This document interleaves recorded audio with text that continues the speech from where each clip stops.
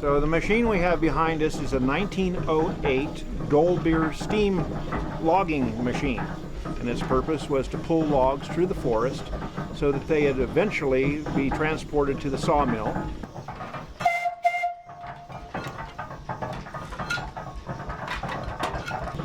So this steam engine operates essentially by a wood fire boiling a steep kettle full of water, creating steam.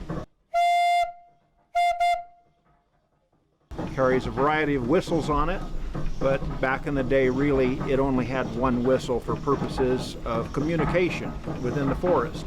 If there was a need for communication over the side of a hill, they would have what's called a whistle punk, a small boy that had a wire that was attached to the whistle, and he would watch the logging operation below and then pull the whistle at the right time so that the steam engineer could engage the machinery and pull the log up from an area where the engineer couldn't exactly see it.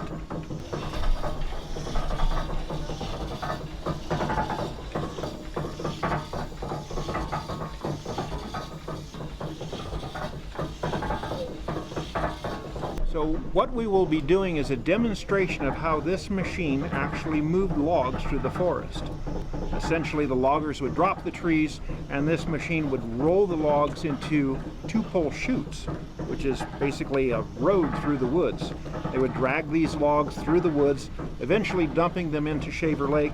It would be gathered up by the steamboat, the Michigan, transported over to the sawmill. The sawmill would then cut them into boards. The boards would then be dried, and after a period of time, when they had sufficient buoyancy, they would kick them into the flume. And then the flume was 42 miles long and would reach Clovis 6.5 hours later. So at the turn of the century, this was the latest and greatest technology. And so for 108 years old, it's a pretty fascinating machine.